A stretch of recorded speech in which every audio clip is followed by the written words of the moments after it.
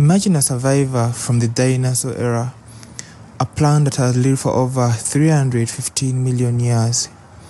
The oldest seed plant known, believed to be food for the dinosaurs. Yeah, it's that old. Encephalartos whitelockii is a critically endangered tree species. Picture a stout trunk, 3 meters tall.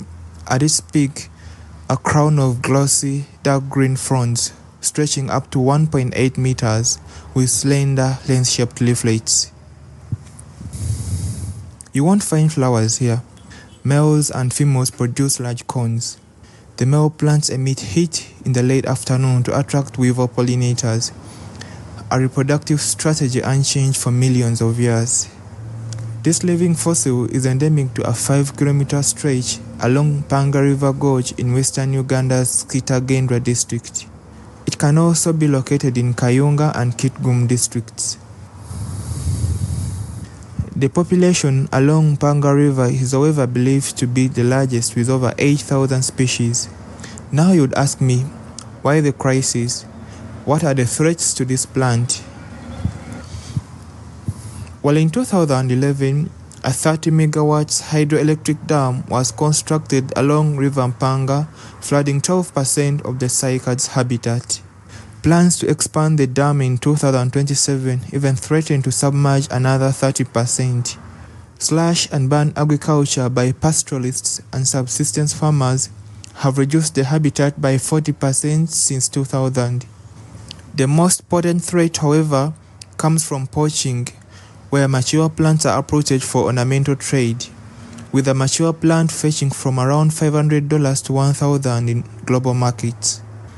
Unlike its relative, the Encephalartos equatorialis, whitelockii retains functional pollination by weevils.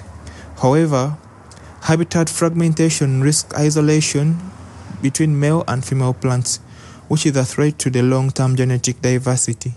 While it's not all gloom, something is being done to protect these ancient treasures.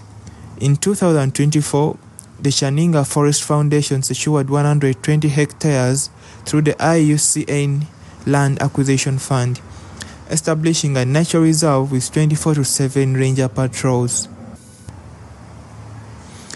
Over 1,200 seedlings propagated in KFF nurseries have been reintroduced to higher elevations beyond the dam's flood zone. Farmers receive $2 per surviving sapling through a carbon credit incentive program. Among other measures is marking adult plants with covert microdose to track poaching activities. Researchers from Sambi and Kew Gardens conduct hand pollination during peak receptivity to boost seed viability, hence achieving 75% germination rate. The government has also passed a district bylaw criminalizing cycad harvesting with fines of up to $1,350. The 10-year national plan prioritizes whitelockii for inclusion in the site's appendix, enabling cross-border enforcement against trafficking.